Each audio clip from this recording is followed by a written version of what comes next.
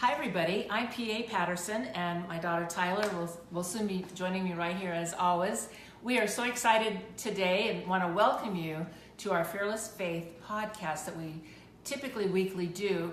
And we are still in the topic of overcoming fear and are so excited today to have our guest speaker, Katie Williams, who lives in the LA area of California and is married to a wonderful man named Jeff. Anyway, she has just an amazing story to share today of, sometimes things in life just happen that you could never ever imagine or think would, and how she has, because of her faith, her strong faith in God, has overcome this and has written an amazing book as well. And we just know that this is a story that cannot be hidden. We just have to share it. And so, of course, I'm excited. I'm so excited to have my good friend Katie. She actually was one of the people that introduced me to my husband, Sean. And so she is so special to me in so many ways. Other than that, though, she's an awesome woman of God. I just remember in college her always pointing me back to Christ. And she was like a big sister to me through my college years. And I always looked up to her. And she was that bright, smiling, shining light for Christ in my life. So I really appreciate her. And we attempted to patch her into Facebook Live, but it did not work out so well. Even though we did a trial run a couple days ago, for some reason it just wasn't working with us. But we're not going to be denied. What we're going to do is we actually have her right here, and so we're going to FaceTime live with her. And this is Katie. Hi everyone. So Katie Williams, and it's funny because what did we used to call me, Tyler Smiler? Throwing it back to our college. This is great. I'm on the big screen. I love it. She used to call me Tyler Smiler, and I used to call her Katie Beatty, which Beatty doesn't really mean anything. It just rhymed with Katie. So, and then sometimes I'd call her Bates. So then it really didn't make sense or mean anything. But thank you for joining us today. We're always. So excited to have Katie. She's got quite a testimony, and so she's really excited to share. So, Katie, do you want to kind of start with, sharing a little bit about your testimony and what God showed you through it, and how we're doing an Overcoming Fear series right now. So we thought Katie was going to be a great guest because she's really had to overcome a lot of fears in her life, and you'll hear that through the testimony she's about to share. So go ahead, Katie. Yeah, thank you guys for having me. So a little bit about my story. So I was born and raised in the suburbs of LA, Northridge, for anyone that remembers the earthquake. I'm one of four kids, and born out of four, and grew up in a very tight-knit family, church every Sunday, going to the beach, just doing fun, camping, adventures as a family, just very, very tight-knit, big network of just friends and community and all of that. And when I was in high school, my brother started struggling with just kind of, he just started getting into a lot of trouble. And I would say it didn't really stick out to me at the time as being a major problem or something very different from what other teens go through. And I think at the time I would describe my relationship with God as almost like a friend of a friend. That's good. You're well acquainted. You know all about him, but you don't call him all the time. You're not super tight one-on-one. Mm-hmm. But you're friends. I think that's how I think my relationship with the Lord was. I'd pray when I really needed something. I wanted an A on a test. Right. Something kind of. And then, so going back to the high school time, so I was 16, my brother was 17, and he would say things like, well, I'll just kill myself, or you won't miss me if I'm gone, or won't miss me if I'm gone. And he would say things like he would kill himself, and he was starting to get help going to counselors, therapists. He was on medicine. He was just trying everything, and he ended up taking his life when he was 17. I was 16, and right after that happened, I think it was just such a shock to everyone. Looking back, he had the warning signs, but we never took him seriously when he said he would do it. And I think what I saw happen was just communities around us, and so not to take away or minimize at all like the pain learned about how God and people, and they really come alongside you in the times when you just think you can't even stand anymore. Like, I can remember there were days, like, if I can just breathe and sleep and eat and go to school, like, that'll be enough. Like, that'll be enough for today. You know, we're talking about fearless faith today. I think a lot of the fear is really, where do I go from here? And I think in different times in our life, whether it's losing a loved one, whether it's a job change, a death, a divorce, I mean, there's so many different things, whether it's mental health, depression, anxiety, there's so many things people face, or maybe it's a move, maybe it's just a new season in life. I think fear comes from not knowing the next step, and I feel taught me after losing my brother was that he is my step, and that I'm just trusting him in the day-to-day, and I've seen him really just turn our lives around in a way I could have never expected. I'll never excuse what my brother did. I'll never say, like, it was not the right thing to do, but I will say that I've just seen, like, God just turn things around in a way I could have never, ever expected. That's good. 19 years later, so that's where we are. Wow. So, you know, as you came out of that season, Katie, you know, we would love to hear from you. How did you overcome, you know, if any fears that you had to work through and that you had to overcome? The healing process too, you know, the journey. Yeah. Yeah, I think that, you know, it's interesting we're talking about this now, right? Because we've seen in the news, whether it's a celebrity loss or not, there's just been, unfortunately, a lot of people who I think have taken their life. And so if you're watching this and you have lost someone, or you know someone that has been impacted by suicide, I think it's just something, honestly, you've lost someone in any manner. I think it's really, like, what helped me to overcome was just realizing that I knew I had to find ways to cope. And so I'd always journaled a lot and always enjoyed writing, but I really plugged in and dug into writing.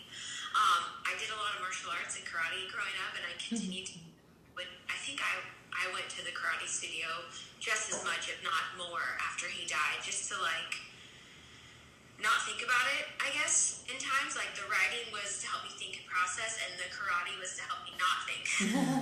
Yeah. You know, sometimes you need to not think about it. You have to, like, turn it off and go do something creative and then come back to it. You know, I think of my Jewish friends who sit Shiva, right? After someone passes, you stay home for a full week, and other people bring you food, and it's called sitting because you're sitting on the ground, and people are coming to just be with you and sit with you, and I think there's some not doing anything that's so it's a lot of different things, and I think too, just recognizing that it's such a slow process. So there was the writing, there was the martial arts, there was just staying connected to close friends, and then there's something about just, like, having peace in the quiet moments and the still moments to realize this is going to be a long process. This isn't just going to go overnight. And I think I tried to avoid it for a long time, and that didn't work. So I ended up facing it. And I think facing it, acknowledging, like, this is going to hurt more than anything I've ever experienced, but it already was, but it's just facing it and sitting with that sometimes. And then I think there's another part to it of just trusting that, you know, God's going to work everything together for good, and it's not always going to make sense, and it's not going to be my timeline. It's not going to be the way I want it to happen. I would have never wanted to lose my brother, and in such a kind of dramatic, unexpected way. That'd be the last on my list of ever. It's never something I want. But I think there's like the slow healing work of God, right? That's good. You don't see it day by day necessarily that you're growing, but you look back over months and months and months, and you see how far you've come, and that's part of why journaling is so helpful, because you see how far you've come. Right. Wow, that's so good. You know, I think that for me, you know, I've shared with people that listen to the podcast, Katie, that I've gone through some anxiety and depression, and I think that the lie that the enemy can tell you is that you're not healing, you're not getting better, And that's kind of what I'm hearing you saying for your own healing, going through that you had to look at the growth that you had made, that it wasn't like all at once. You weren't healed all at once. It took time. It took months of healing and working through it. And you just have to look at the progress. I think that's so true. We have to look at the incremental steps of healing. So, with that, Katie actually wrote, so she was sharing a little bit about her journaling that was very healing for her. And so she turned that into a book called Journey of the Heart. And as we shared when we were talking about having Katie on the podcast, she actually got to be interviewed by Oprah. What was it, 2006, you said? Or Yeah, 07. Oh, 06. 06? Okay, so she got to talk with Oprah about it and got to really get the word out there to people to just to help people feel like there's hope, and those who are struggling with depression, and then those who are healing from those who have been lost to it. So, Katie, we also talked about having you share a little bit about your current testimony, and so if you could talk a little bit about what you and Jeff, your new husband, have been just kind of walking through this past year, that would be great. Yeah, I'll totally do that. Before we jump and switch topics, I just saw chiming in here a question from Rosalind. What advice would you give to someone who may have lost a parent to suicide? I've seen in the comments here on the live, so I'll just jump to that, answer that. Yeah, please. Switch up. So I think, first of all, I'm so sorry for your loss. If it's you or if it's a friend that you're helping, I think that what's unique about the grieving process or of loss is you just really don't know. Each individual will be so different, right? So, and I'm not a therapist, I'm not a doctor, but what I can say of the now hundreds of people I've met who've lost someone to suicide, just by sharing my story in the book and volunteering and all those kind of things, what I found to be very, very helpful is support groups. And I was having none of that early on, and I was 16. I didn't want to talk to a group of people I didn't know about something so personal. But when I was ready for it later, I sought a support group, and it was specific to people who lost a loved one to suicide. So while I haven't lost a parent, I have lost someone in my immediate family, and I would say support groups are huge. So is also just seeing a doctor, a therapist, like learning, how much of this is me and how much of this is like the medical component, that's why I think it's just complex. There's the medical component, the spiritual component, right? Depending on where do you go for strength, in your faith and in your life. And then just having a great support network right around you. Who is your support network? Who are your friends? Who are those people that will check in on you? That if you disappear for a while and they haven't seen you, they're going to be the ones knocking on your door, calling you, texting you, I haven't seen you, where you been, are you doing okay? All those kind of things. And I think the slow, it doesn't go away quickly, but I think just acknowledging that we need the help. And so I would say that between doctors, therapists, counselors, for me, of course, it's going to church, depending on your faith background, where you fall with that will vary. But for me, that was pretty much, that was essential. I just saw the kindness of God everywhere in the loss and in how he sent people into our lives to help us cope. And then, the support groups and all that is huge. And of course, just the community, the friend network of just that support of realizing that you're really not alone. So Katie, could you share a few scriptures that you turned to that were kind of like your, what were your standby scriptures? Romans 8:28 was always big. And funny enough, that was the verse my brother highlighted in his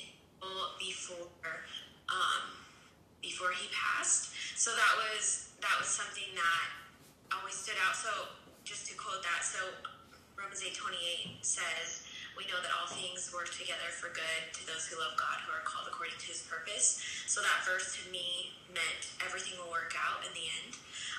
And part of me, I hated that my brother wrote that because I felt like he was saying, like he was making it okay. And I feel like he could never like that doesn't work. But on the other hand, I felt that he was kind of in his own pain. He found a way through the pain for a moment to say everything will work together for good, to be able to have that. And I felt like I've seen God's goodness across my whole life from then and before and to now. And I think that Romans 8:28 is definitely a big one. So is the Joshua 1:9 about right? About just knowing he's got me. And then I think too, it's just the Psalms. I always turn back to the Psalms, right? They're just the humanity of it. You know, the pain, the joy, the depth that David has in the Psalms are just so healing. And sometimes, and it's funny because it's such a, you know, an oldie but a goodie, I guess, like the Psalm 23 of just like sometimes the Lord makes us lie down in green pastures because we won't rest on our own. He knows he has to make us rest, you know, those kind of things. So that really helps. And yeah. You know, Joshua 1:9, I actually have it up right here in our kitchen. Yeah. We'll read it. It's be strong and courageous. Do not be afraid. Do not be discouraged. For the Lord your God will be with you wherever you go. And yeah. I think there's something too about, you know, we're talking about fearless faith, right? There's something about having courage to share your story. And sometimes I think you don't know why you're telling someone your story, or you feel compelled to share and you don't quite know why, but something in your gut, something in you is just saying, I'm just going to share with this person today about what I heard at church this weekend, or this thing I experienced in my life, and then you end up having this connection with somebody, and sometimes you know it in the moment immediately, and sometimes you don't. And I think a lot of the fear that, if I were to be really honest and say what I overcome, is just continuing to share, because you just don't know who you're going to end up touching and talking to. And even when I was in that like dark place of sadness after losing Gabe, my brother, there were people that would just share some of their experiences with me. And I think, and sometimes it would be like, you know, second, third degree of a friend or someone I didn't know super well, but I didn't have the energy or the way or whatever to show at the moment. I really needed that and appreciated that.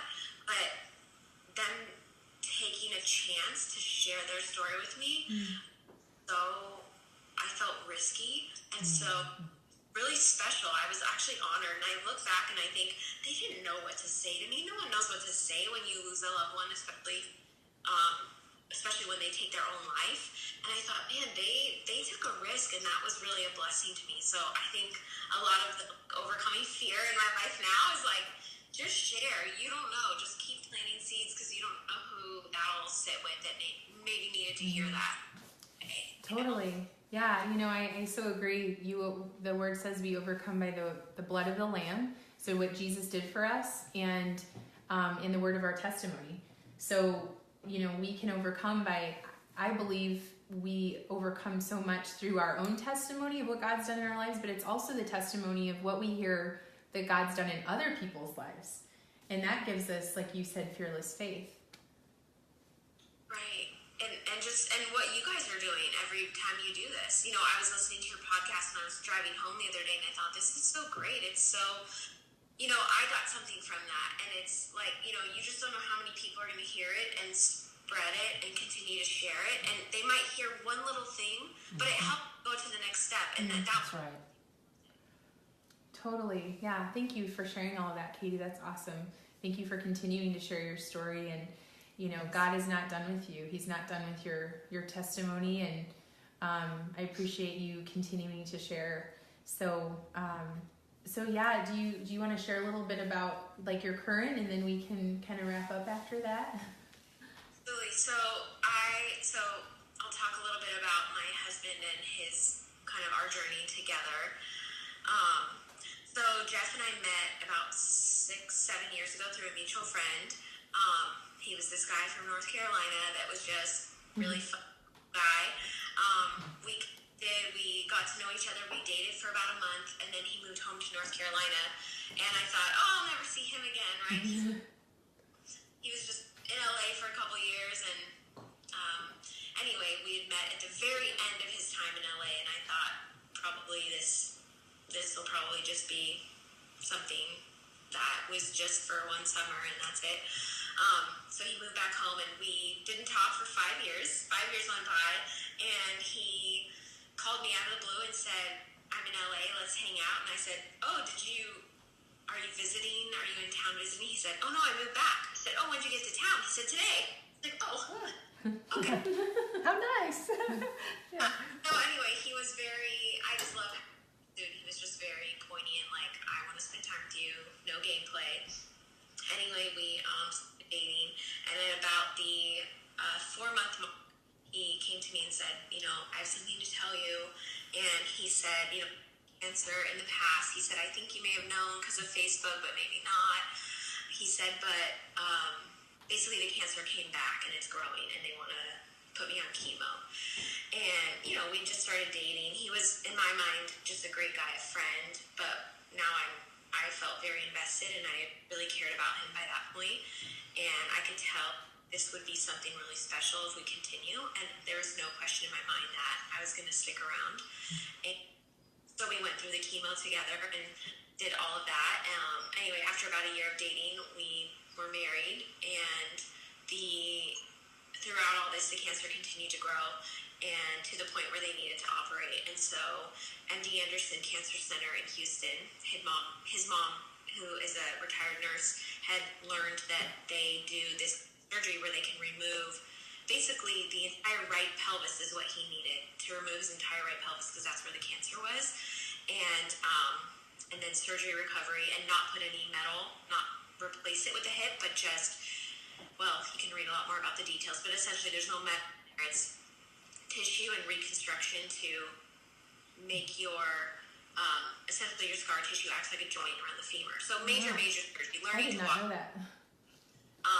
And so a month after we were married, he had that surgery, was in the hospital for several months, staying in Houston. And then, and so that was kind of a big one because we just got married. Then we were in separate states as he was doing recovery, and I would fly back and forth because I, kept my job and was traveling to see him. And now he's home. He's been in recovery for about a year. He's been on crutches for a year. Anyone that had a sports injury and has been on crutches, will be in public, I feel for you, how long are you on those? He goes, a year. They're like, oh, shoot.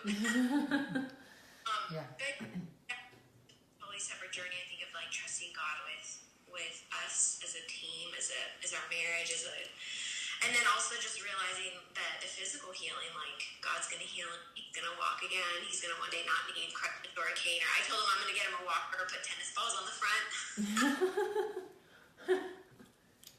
And just to go from such a major athlete, 100-mile foot races, and he's done several, and he's done multiple 50-mile, 50-mile races on. Wow. Oh my gosh. Yeah, extreme athlete. Go from that to here are your crutches. You're gonna start to walk. Wow. That's totally just another story, another journey. But I think it's still not far off on a similar kind of vein through where it's just trusting God for the day to day, the baby steps. That's Boy, good. that's so good. Yeah, Trusting God on the day to day. Wow. Yeah, with baby steps, literally for him. Yeah. Baby steps. Yeah. Yeah. Talk about overcoming fear, Katie. Just when you hear that news about a loved one, and I'm sure so many fears could enter your mind. And so how have you, and your journey is still playing out. So currently, how do you, and maybe it's the same as what you shared before, but what has God been showing you and how to overcome any fears that creep in?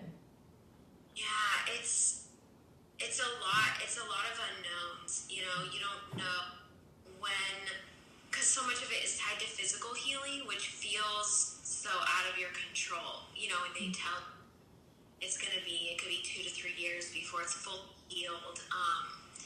It's just a lot of uncertainty, I think. And so it's just really trusting that he's got this no matter what. And it's not about a health issue. It's not about, how much physically stronger is he getting to walk. It's knowing that got it no matter what. And I think that was really especially scary in the beginning. We just got married. It was our 10th anniversary, and we were, he's in the ICU, totally,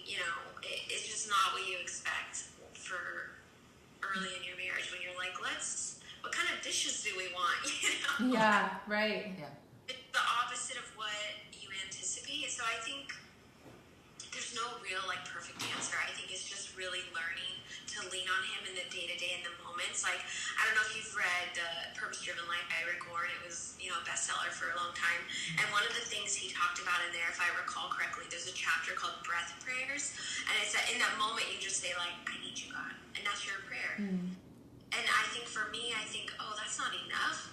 I have to write a 5-paragraph essay, like, to make sure God it, you know? Like, but you don't. And I think it's just trusting that a little bit.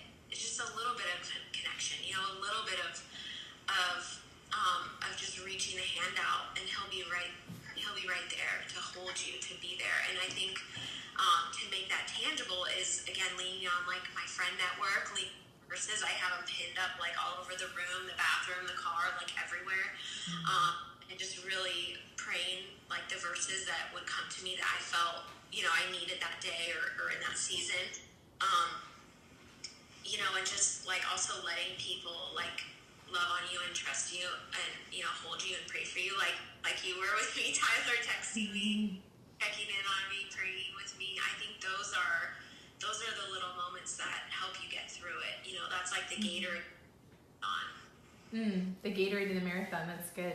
Yeah. Yeah.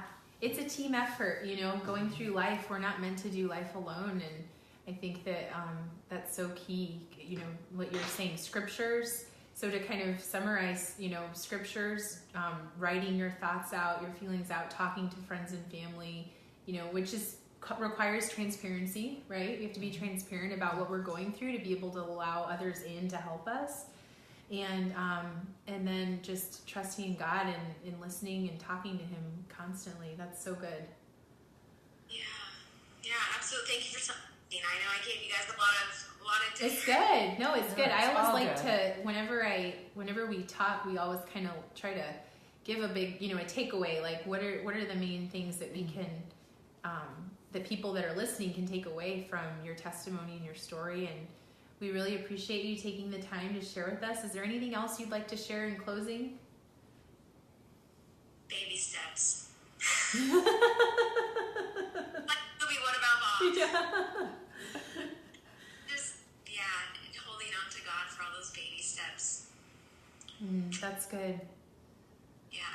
Thank you for coming on, Katie. And, you know, if anyone has any other questions for her, you know, feel free to comment on the video that we're discussing, and I'm sure she'd love to get on there. And, you know, check out her book. It's on Amazon. Is it on Kindle? Kindle, Amazon, and Audible. Yeah, Journey of the Heart. Katie Awesome. Williams. Yeah, and we'll comment the link so you can check it out too. And so thank you for joining us. And you know, we always close with a Dig Deep challenge, Katie, every week, and we just kind of put it out there to people. This is something for you to think about. And I think our Dig Deep challenge for the week is going off of what you said with baby steps. So maybe looking at your life and saying, okay, how can I take small baby steps forward from wherever I'm at in overcoming any fear that might be in my life? What are those steps I need to take to move forward?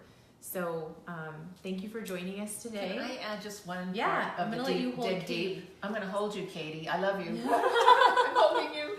That as you find out what those steps are, that one of them, the most important step in my thinking, is to have those go-to scriptures, because those go-to scriptures are always going to be with you, because God's word never leaves you, nor does it ever forsake you. And we know that when we look at the word, we're actually looking at Jesus, because Jesus is the word. And so just maybe even put them, I don't know if you did this, Katie, but I put some of those scriptures on cards. On her on mirror. And I had them on note index cards that I kept in my purse when I went through, you know, having cancer in 1987. And I still have those cards because they're the truth, you know, and they just bring you back to your faith in God, like you were saying, Katie, and that reliance and leaning on him. So I would add to that just, you know, you go to the word yourself and you find those go-to scriptures and put them on index cards as well. Good. That's good. Thank you, Katie. I love you. We love you. And as always, everybody, have a fearless faith week. See you.